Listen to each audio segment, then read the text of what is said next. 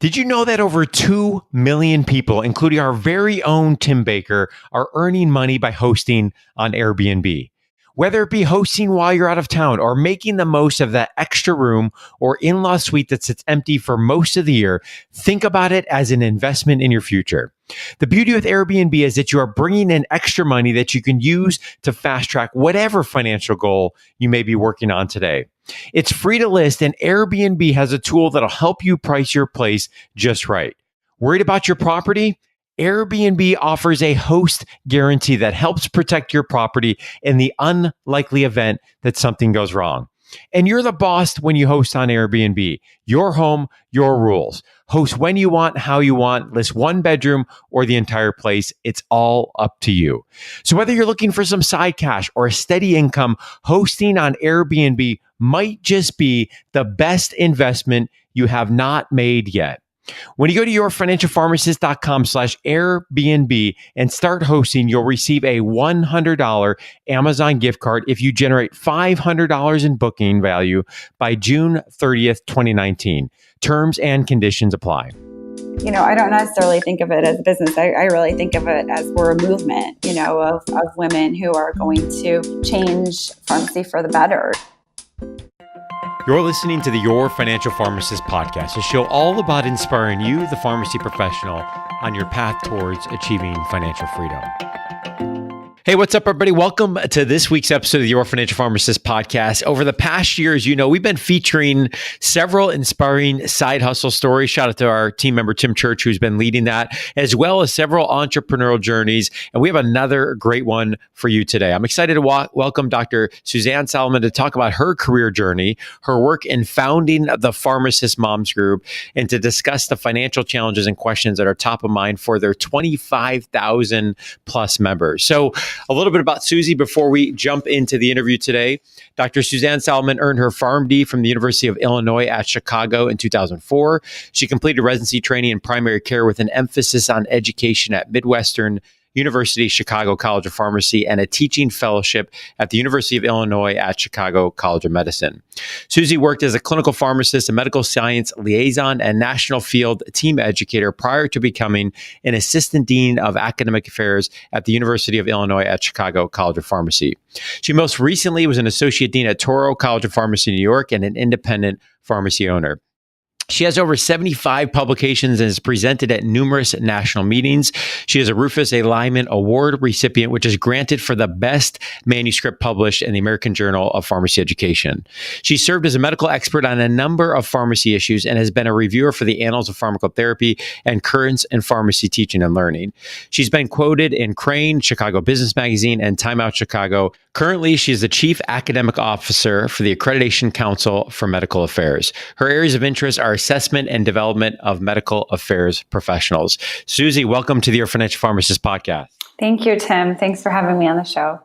Yeah, excited to have you. And now that we know a little bit more about your background, let's talk about your work in building the Pharmacist Moms Group, which I have to say, you and I talked a couple years ago. So I've been able to watch this journey from afar when you were just beginning, seeing it grow. There's now more than 25,000 members. And I saw on your website, there's over 2 million posts, comments, and reactions on your Facebook page in 2018. So clearly you have identified a need, a pain point, an area of interest where there's others that are desiring more or have a problem that needs to be solved. So tell us a little bit about the Pharmacist Moms Group.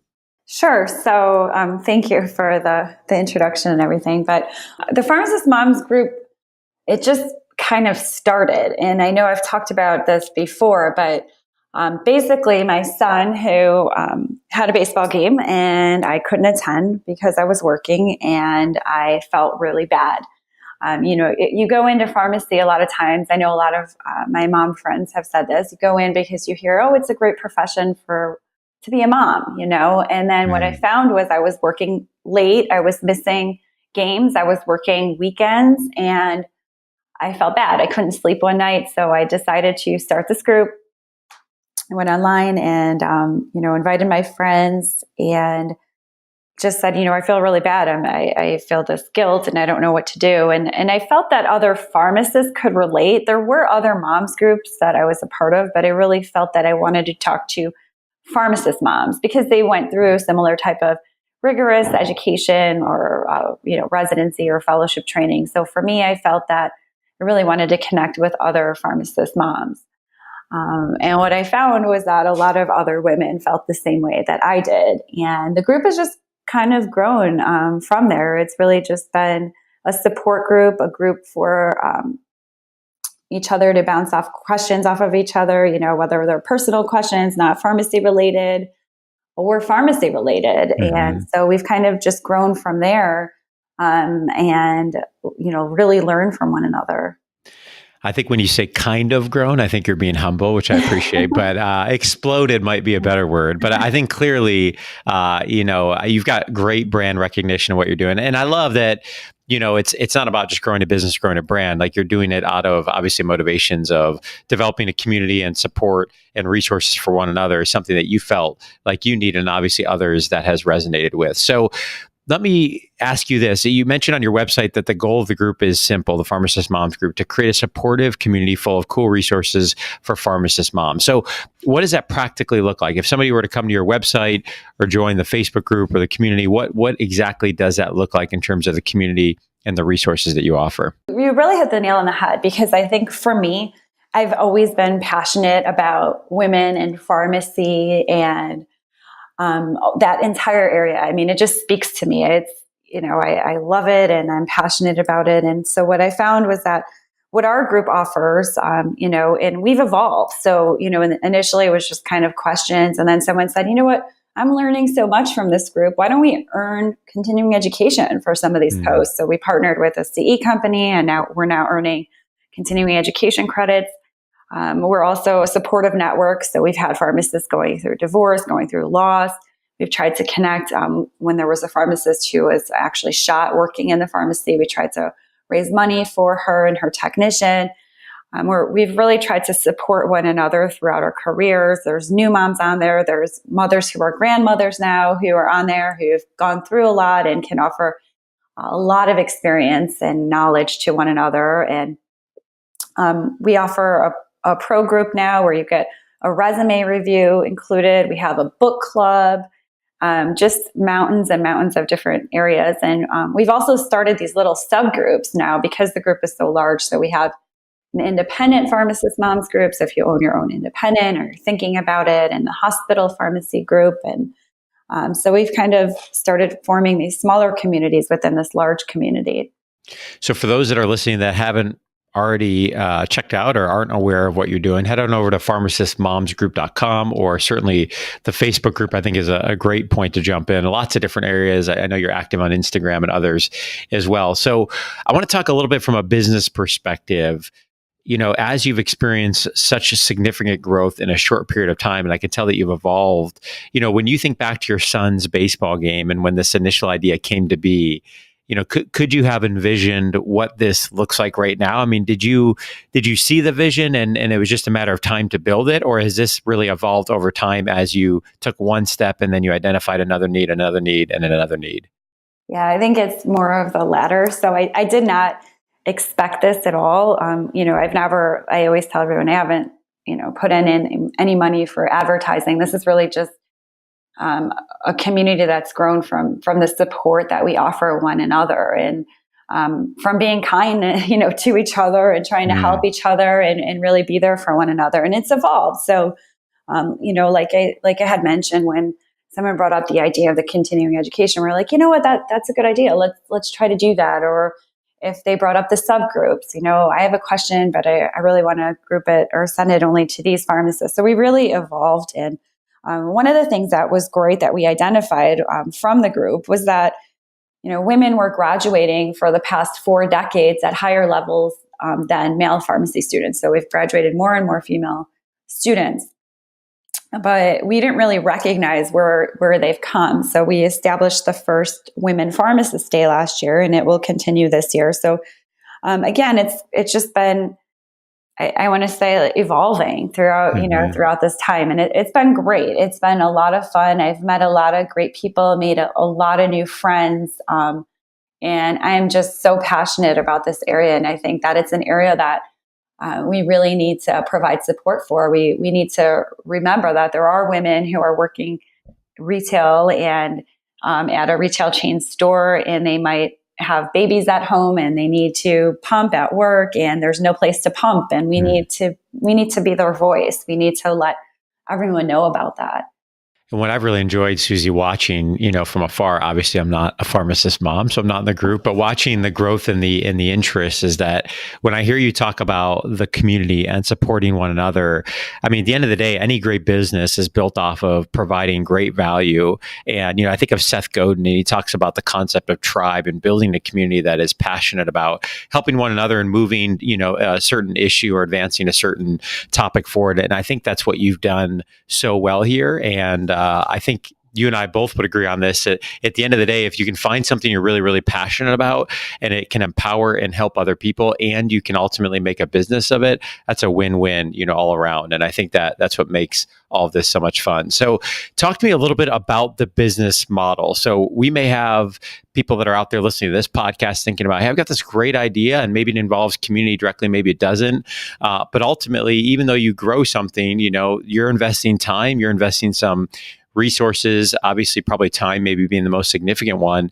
But at the end of the day, as you think about this in terms of a business or the future, what does the model of this look like for you in terms of either sponsorship or the pro group? So talk to us more about the business model of the Pharmacist Moms Group. I am still unsure of the actual business model. I didn't set out for it in that way, but ultimately you're right, it takes hours and hours of work. So the main thing is that we have moderators and admins, and I have a great group of pharmacists that I've met who are really involved. And right now it's about the time and energy that we're putting into the group. So I think that there are so many of us now. There's like 8 of us actually, and we actually have one woman who's focused solely on the research aspect. So for me, it's also about the research part of the group. As a former professor and administrator at 2 colleges or 3 colleges of pharmacy, I understand the importance of data and having the data behind it. And with numbers as, where we hit 25,000 pharmacists, surveying them, understanding their needs, presenting this at national meetings, talking about what people out in the field are experiencing, but those working, in a different area might not realize that they're experiencing. So I think for me, that's been an area that we're planning to focus on. So one of the moderators now in our group, that's her area. She's kind of the director of research. Her name is Eva Barris-Colon. She's going to be kind of the director of research for the Pharmacist Moms Group, and anyone who's interested in studying or surveying us and finding out about different areas. So that's definitely something that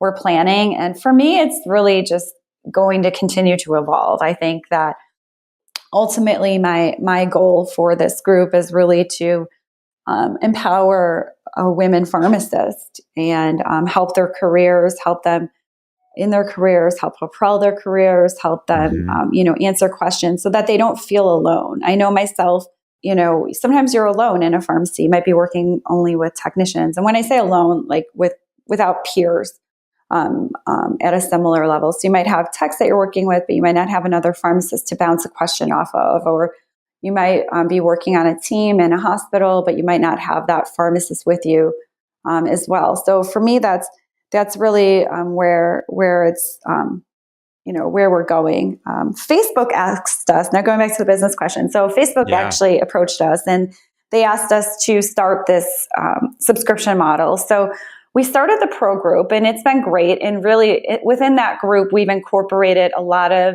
the continuing education, the resume review, different ideas, bringing experts like yourself to come and talk to the group. So which has been great. And I think that's where I see the business or the Pharmacist Moms Group going, is that we're kind of a one-stop shop where you can hear from these experts, you can have your support group, you can have your laughs and your jokes, and you can earn your CE and kind of do everything at one point. And if you need a resume review yearly, that's included too. So that's kind of where I see it going. Yeah, I really like what you're doing with the pro membership concept. I think that's a a business model for others to think about, is that you've got lots of resources and opportunity for people to engage and develop community that could happen for free, but also there's a subset of people that want to engage at a different level. And I think, again, it's an investment of time and resource and other things. And so I think your pro membership option allows that. And so to put a plug in for that, if you go to pharmacistmomsgroup.com, you'll see information on there about the pro membership. It's $59.99 per year, and it looks like there's a coupon code SAVE10 for $10 off your first year. And so, as I understand it, Susie, essentially then there's a package of resources or additional benefits that people get in the pro membership that they may not necessarily otherwise get. So, member-only CE, monthly member-only live sessions, live trainings. You mentioned the resume review, exclusive discounts. And so I think that model is something to consider for others that are evaluating different options for their business as well. Yes, we actually recently just partnered with we have two different board certifications that you can get a discount on too. So the board certification for MTM, if you're a member of the pro group, you can get a discount on it. Board certification for medical affairs, if you're a member of the pro group, you can get your application fee waived. So there's different benefits as well. And then we partnered with Mama Jamas, and they're a company. I saw that. So they offer, they are actually started out in Nordstrom, and they have this amazing clothing line. And so we get discounts for that. So there's a bunch of different areas that we're able to offer discounts for pharmacist moms. So let's talk for a minute about personal finance as it relates to the Pharmacist Moms group. And I know you and I, as you mentioned, have partnered on several education sessions, actually doing one this afternoon, which I'm excited about for your pro group. And based on these sessions, the feedback that I've seen and seeing the mention of personal finance as a topic of interest on your website, I presume this is a topic that's frequently discussed among your community members. So what are some of the financial challenges that you see your community is facing? So I think the number one thing that I always see posted is related to student loans and paying them off or not paying them off. And there's so many people who have, they do have the money to pay it off, and then they're wondering if they should or if they should just wait. So that's the first thing. And then the second thing is more my personal question that I would love to ask you. And I do see it posted from time to time, but it's really related to 529s for children. Because for me, my husband and I have put in money for our children into them, but I always wonder if we're wasting our money putting it into the 529, because what if our kids, for example, get a scholarship, or what if another child decides they don't want to go to college, and what happens to our money? So I guess I'm always hesitant when we do it. I understand the tax benefit, but then I'm always nervous about, well, what if in 10 or 15 years, this child is something happens that's different than what we thought of. That's a great question. Actually, something my wife and I talk a lot about. And let me just address that briefly, because we really haven't talked about 529s on the podcast a whole lot. So this is a good opportunity to do it. And actually, I think that was one of the questions submitted by your members that we're going to address this afternoon in the Facebook Live as well. The reason I struggle with 529s, and I will say my wife and I, so we have contributions for all three of our kids in there right now. I would say we're kind of meddling in the middle. Like, we really haven't gone all in. And in part for us, what I struggle with the 529s is certainly a great tax advantage savings vehicle. It essentially operates like a Roth IRA for college. So money you put in it's already been taxed, and it's going to grow tax free. You can pull it out as long as you're using it for educational benefits, which is pretty broad. I mean, it could be tuition, it can be board, it can be books. And one of the advantages, especially if you have multiple children, is the opportunity to transfer it within the family.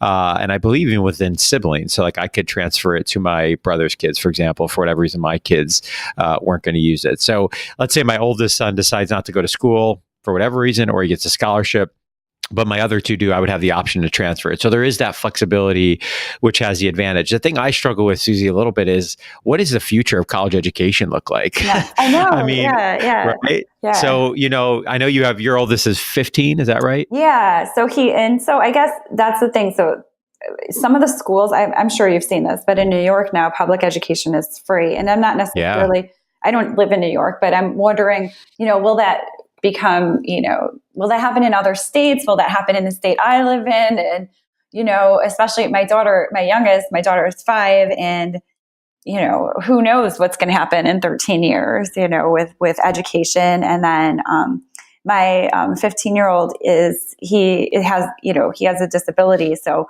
sometimes I wonder, with him, he might not go to school. So then, what happens to that money? So I wonder with all of that as well.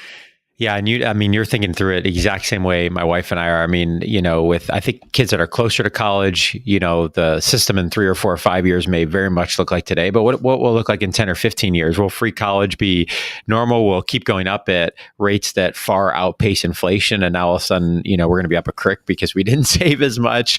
And I think, that's why we are kind of meddling in a little bit in the middle. We're contributing, but I'm hesitant to over contribute. Part of my thought is that, on some level, if somebody's in a position where they have no student loan debt, maybe even a house is paid off or close, other goals are on their way to being achieved, retirement, other things, that there's an opportunity to cash flow some of that, or even look at alternative options for taking on lower interest rate debt that could pay it off. The other thing is, while I would never favor this option, there's an option to pull money from a Roth IRA for educational expenses that doesn't get hit with a tax in terms of a penalty of that 10% penalty. So that's another alternative, option. So my wife and I are looking at a combination of, since we don't know what it's going to look like, we don't know scholarships, free, all that kind of stuff. Maybe they don't want to go to college. We're going to have a little bit there, but we're also going to hopefully cash flow some of that along the way. The other thing, Susie, I've seen, I don't know if you see your community talking about this, is that I think a lot of pharmacists, especially if they come out with, let's say, $150,000, $200,000 of student loan debt, they tend to overcompensate for their situation at the expense of their own other financial goals. So, for example, somebody may say, I came out $200,000 of debt. I absolutely never want my kids to experience any of that. Therefore, I'm going to pay 100% of it. But if that's at the expense of saving for retirement, or, making sure they have a solid emergency fund, or they're still carrying around high interest rate debt themselves, and they might be, on one hand, helping the future with their kids' college, but on the other hand, overcompensating and hurting their own financial plan. So I think certainly for each person is different, but I think that's a word of caution I'd give to any of your audience members or our listeners at large, is that I think there's a tendency to overcompensate for what we experience personally, and really to try to take a step back objectively and think about it in the context of other goals. Yeah, that makes sense. So, Susie, we often talk with pharmacists. It could be moms, dads, singles, really doesn't matter, and hear that they're overwhelmed with student loan debt. They're frustrated that they're not progressing as fast as they would with their financial plan.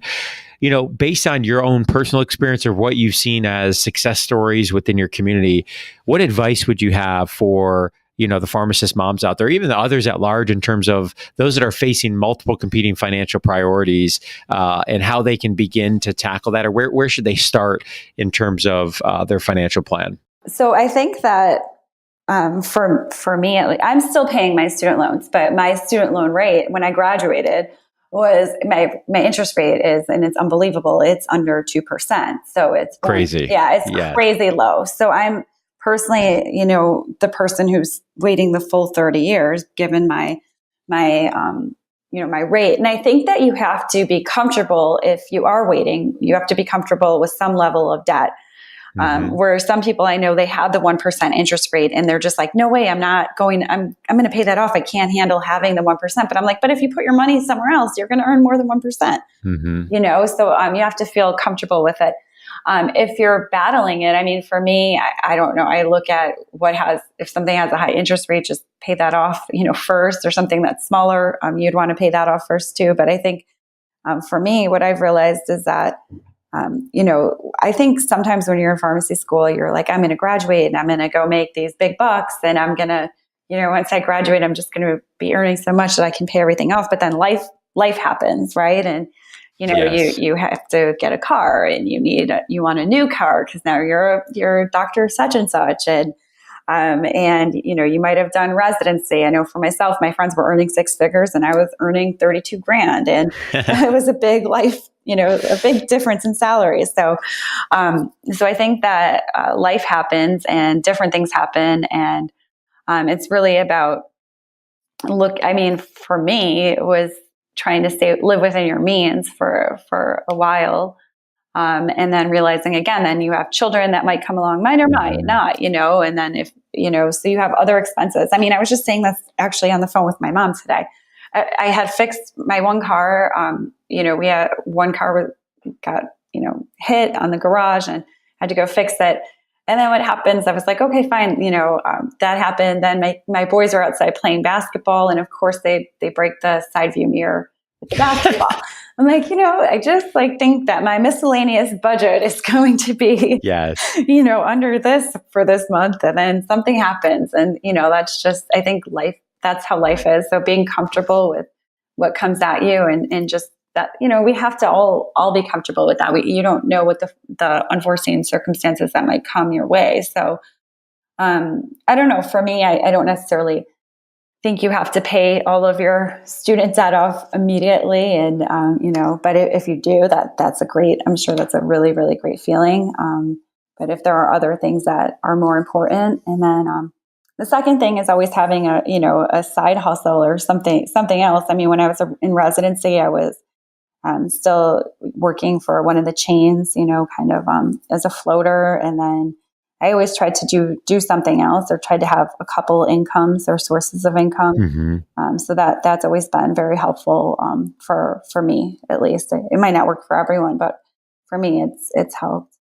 I think so. And I think especially, obviously it's well documented what's going on in the job market. And in many parts of the country, 32 is the new 40 in terms of committed salary. And we're even seeing some compression in that hourly rate for a pharmacist. But I think that the side hustle, not only from the financial piece, but also from the pursuit of something you're passionate about. I mean, there's something to be said for an area, whether it's a creative outlet, whether it earns money, maybe a little bit, maybe a lot of it.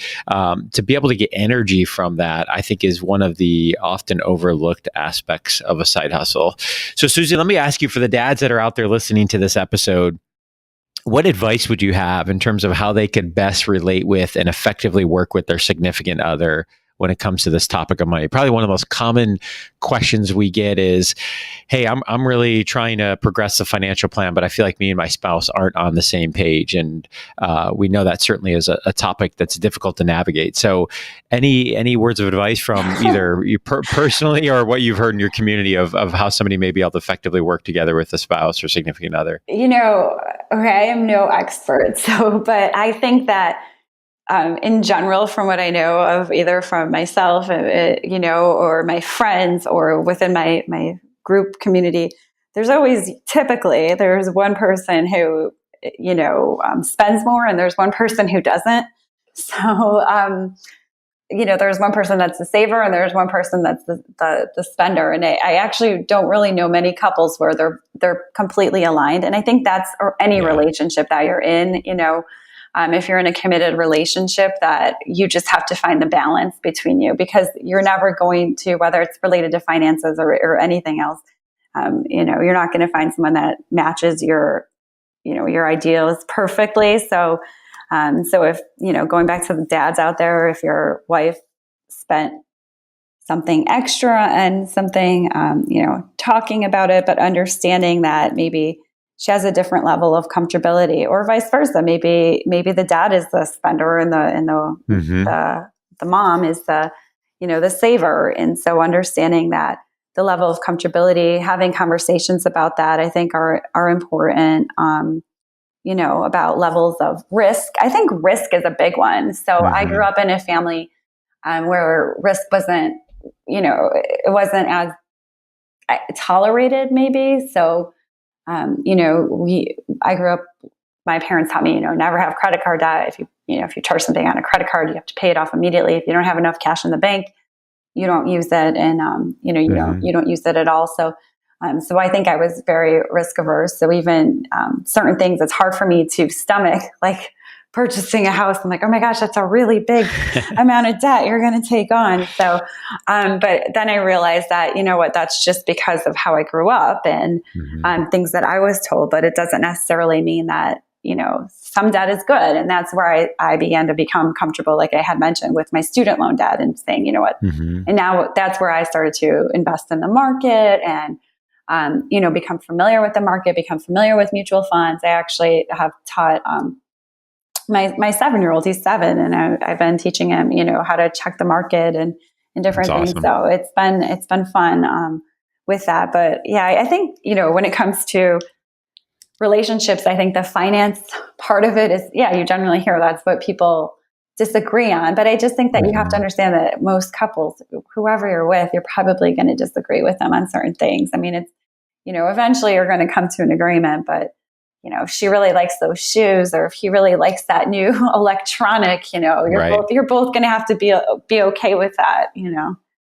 Yeah, and I think to highlight what you said there too is also just being aware of and appreciating what the other person is. I mean, I think that there's no good or bad in a spender and a saver. I think each of them has benefits, and I think often when you have those different money personalities, I think that can be a powerful combination when you get to the point of appreciating it, really challenging each other in both of those areas. And I think risk is a great one. You take the idea that you have two people that are very conservative with their financial plan. That may have some significant upsides in some areas, but it also may put a ceiling in terms of what you're able to really do and grow long term, with your wealth and achieving the other goals that you want to achieve. So definitely, I think for me, like what changed my mind is initially I was doing the savings, and my father was saving everything, and he had plans to retire at 55, and he was investing in his 401ks, and would sometimes stay at a lower end hotel because he wanted to just save. And then my dad got cancer, and he died, within, quickly. So he never got to enjoy his money or experience it or see it. And then what's interesting is my mother-in-law also passed. She was a teacher. She had a pension. She had everything. She passed at 62 from a brain tumor. So I guess I saw loved ones who never got to get to retirement and enjoy. And that's what also shifted me to begin to see that, sometimes it's okay to spend, it's okay to splurge, because we're not sure if we're going to get that day. Absolutely. Yeah, and I want to give credit here. Tim Baker does a great job of this. He did with my wife, Jess, and I, and others that we work as well, just asking those kind of questions and playing those scenarios out. I mean, if you were to really conservatively save for 40 years and then for whatever reason weren't able to enjoy it, health, something unexpected, whatever would be the case, I mean, what is the point of all of this to begin with? And so really identifying that why and that purpose. And I think it's about balance, right? It's about, not spending outside of your means all the time now, kind of the YOLO concept, but also it's not about just squirreling away money for 40 years and then hoping you're healthy enough to be able to enjoy it. So we really, I like the concept Tim Ferriss 4-Hour Workweek. He talks about mini retirements and this idea of really enjoying this time throughout your career. And I think you can still wisely save up for it and spend it. And I think you can accomplish a little bit of both of these along the way. So let me ask you a few questions in terms of thinking about your business, the direction going forward, and how you balance all of this in terms of full-time job and business. But first, let me start with, we both know well that starting a business, it's obviously exhilarating, but it's also difficult. It can be a grind at times, in terms of the time you're spending, especially as you're balancing family activities and other things. So what keeps you motivated as you continue to press forward with the Pharmacist Moms Group and that growing while you're also managing your full-time job? So for me, it's really about my passion. So for Pharmacist Moms, it's just what I want to do. It's kind of what I'm really passionate about, and women and pharmacy and making a difference and seeing changes and bringing things to fruition. For me, it's, what I wake up early about, and I can't wait to, look at different things related to pharmacists and women, and read papers about it. And, I get enjoyment from it. So I'm smiling here because this is, I don't necessarily think of it as a business. I really think of it as we're a movement, of women who are going to change pharmacy for the better, to really help pharmacist women and, propel our careers, to just do a lot. So it's just my passion. And I think when you're passionate about something that, it changes everything. So how do you, Susie, how do you practically carve out time? And that's a question we often get to say, hey, I'm really interested in starting a side hustle, but, with family or job, I just don't have energy. I don't have time. What has worked for you in terms of being able to prioritize and cut out time in your schedule to work on the Pharmacist Moms Group? There's never going to be enough time ever.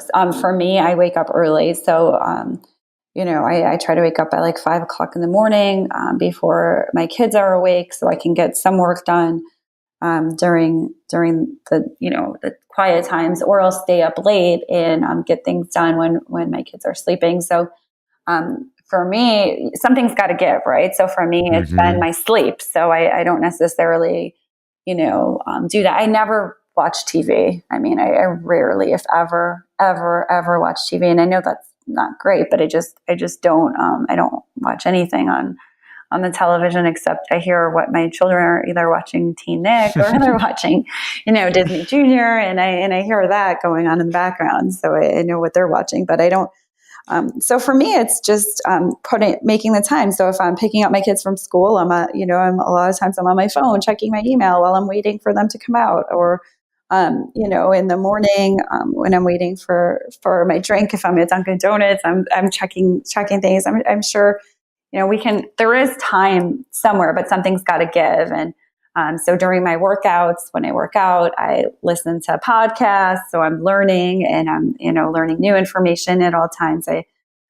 For me, that's what works. And I just think, again, there's never going to be enough time. Yeah. I mean, I constantly, if you ask my husband, that's literally all I ever say is there's not enough time in the day. Like I have so much to do. So it's really about prioritizing what needs to get done. And I think I said this to you earlier, like I'm really bad at checking my email. So if anyone emails me, I'm so sorry. Like sometimes it takes me a week to get back, and sometimes I never get back. So, and it's just because I look at it, well, text me. If you really need to find me, you'll text me or you'll Facebook Messenger me. I'm a little bit more responsive on both of those. But it's so hard to keep up. I get so much spam email too, that it's like, I just have, if you look at my inbox, I'm embarrassed to say this, but my inbox on my iPhone, I think it has over, 228,000 unread messages. So it's crazy. But what I like about that, and I know I mentioned this to you as well before we recorded, is that, I often feel that itch with email as well, but I try to sometimes take a step back. And if you think about vision of what you're working on, your movement, or you think about legacy, which I'm going to ask you here about in a minute, at the end of the day, those are the things that you're going to remember and that are going to have an impact, right? So certainly email is a necessary evil at times, but it is so easy to spend a day in email and actually do nothing to move the business forward or move the movement forward. So I think that for those that are out there, and this is true with a website, somebody's trying to start a business and they're focusing on business cards or website design or all these things, it's easy to get sucked up into these details that may not actually help you progress and move things forward. So legacy, let me ask you about legacy. And I asked this to Blair Thielmeyer when I interviewed her on episode 89 and Ashley Clevens-Hayes on episode 95. And it's one of my favorite questions because I like to hear what people are thinking about in terms of legacy. And I think at the end of the day, this is really one of the things that matters when we think about why are you doing all this to begin with. And you've answered this a little bit, but I'd like to hear a little bit more on this as well. So when you think about the work that you're doing with the Pharmacist Moms group today, obviously what you're doing is going to be left behind for others to build upon or for others to consume and for your kids ultimately to admire and say, yes, that was my mom who did that. So as you think about what you're doing with the Pharmacist Moms group, and we fast forward 30, 40, 50 years, what do you want the legacy to be with that work? For me, I think, that we've really helped propel women in pharmacy to really show equality. I want to say that there's certain areas that I think that we still need to work on, whether it's women in leadership positions within pharmacy or some areas of salary as well, especially in academic centers. Females are paid still less than males. My goal is to raise my children to be good people. That would make, I'd feel like that's the most important thing on a personal level is that my children grow up and that they're honest and kind human beings and that they care about others. And that's the ultimate legacy, I think or the ultimate way to raise my children. For the group is really to just support women in pharmacy to hopefully one day say that we were able to, change the percentage of U.S. college pharmacy of deans from 25% right now that are women to, 50%. I think that is one of my major goals, or, independent pharmacy owners, that more of them are women, that more management, more leadership, that one day we'll have a retail chain pharmacy CEO that is a female. I think that all of those areas are definitely important for me. They speak to me. They speak to my group. Having better maternity benefits for a lot of these women that might have to go back to work right away, that they don't have a second income to rely on, and they are the breadwinner and they have to go back, but they're facing issues with raising their children and working. And I think there are so many things. I think that ultimately what I'd like to create is a group of women that care about one another, that support one another, that bring each other up, that we all really, will support one another no matter what. I'm really big on that, on being loyal to one another and helping each other. And you're definitely doing that. So that is awesome. And I appreciate you sharing, some of that. And I would encourage, for those listening that are thinking about, starting a side hustle, starting a movement, starting a business, whatever you want to call it, taking some time to reflect on that question of, what is the purpose of all of this? And if we fast forward 20 or 30 or 40 or 50 years, what is the legacy that you hope to leave in that journey? Because I think that, as you get into the details and you get into the weeds and you're trying to balance schedules and you're getting up at 5 a.m. and you're maybe sacrificing time with family at times, really keeping that front and center of the purpose of what you're trying to do is incredible. And Susie, one of the things I'm excited about is, we have this kind of movement in pharmacy entrepreneurship that's going on. I think about the work that you're doing, I think about the work that Ashley Clevens-Hayes and Blair Thielmeyer, Tony Guerra, Alex Barker, the list keeps going on. But, thinking about, there are certainly, as we think about the kids that all of us have, they're observers of what's happening. They may not, my kids are young enough, they may not necessarily articulate it, but it's going to be fun to see what that next generation is going to do, as they certainly are going through this time of being a part of it, either indirectly or directly. Last question I have for you is on your website, you had mentioned one of your favorite quotes is "Live life as if everything is rigged in your favor." Tell me more. So that's from Rumi. And so I'm a big believer in everything that might happen. You have to find the good in it. So there have been things that have happened in my life, even decisions or choices that I have made that might not have been the best decisions, or might not have been, or choices or things that have happened that have been very difficult. And I think, though, you're faced with a choice at that point, and you can either feel bad about it. And I did, and I have felt bad, but I think really when you think about it and you think that maybe this happened for a reason, whether it could be with anyone, but losing a job, losing a parent, losing someone close to you. It could be, going through a divorce. It could be, just different areas. Struggling with anxiety, struggling with depression, struggling with substance abuse. It could be any area, but remembering that whatever you might struggle, it could be struggling with finances, that maybe this happened to you for, in your favor. It could be moving away to a different area and losing your network of friends and contacts and having to start all over, and realizing that, God or the universe or whatever you want to call it, placed you in that position for a reason, and you're in that position for a reason. And now it's really to challenge yourself to find out why you're in that place, and, and learn from it and grow from it. And I think that that's the beauty of that quote. And, how I like to live my life, that no matter what happens, there's got to be some reason why I'm going through that at that moment. Awesome. Thank you. So before we wrap up, is there a specific book or podcast or blog or something that you're reading or listening to that you would recommend to our listeners? So I always recommend this book. I've listened to it multiple times. It changed my life. It is called The Universe Has Your Back by Gabby Bernstein.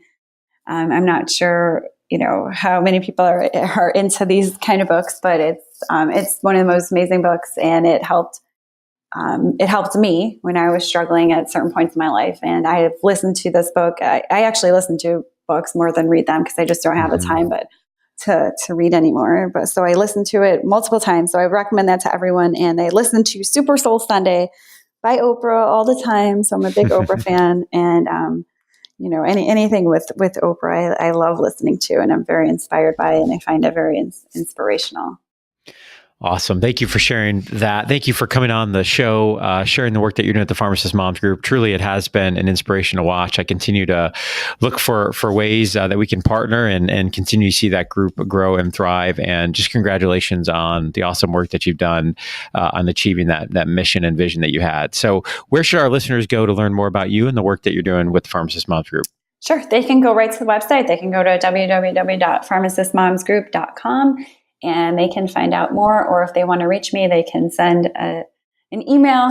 Like I said, they can try to send an email through that page as well, or find me on Facebook or on my Instagram or even Twitter that I sometimes use as well. So awesome. So maybe social media instead of email, right? That's what we learned. Yeah, definitely. Okay. Yeah, I was going to say, that's probably better. Yeah.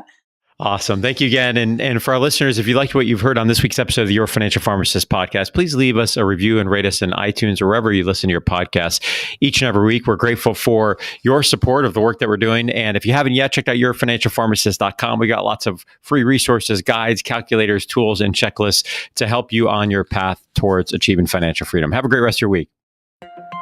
Before we wrap up today's episode of the podcast, I want to take a moment to thank our sponsor, Airbnb. Today's the day to consider joining the community of more than 2 million people that are earning extra cash by hosting on Airbnb. Whether it's hosting while you're out of town or making the most of that extra room that sits empty for most of the year, think about it as an investment in your future. Maybe it's paying extra on student loans. Maybe it's investing more for the future or saving for kids' college. Whatever it be, this can help you fast track the financial goal that you're working on today. It's free to listen. Airbnb has a tool that'll help you price your place just right. Again, there's no need to worry about your property as Airbnb offers a host guarantee that helps protect your property in the unlikely event that something goes wrong.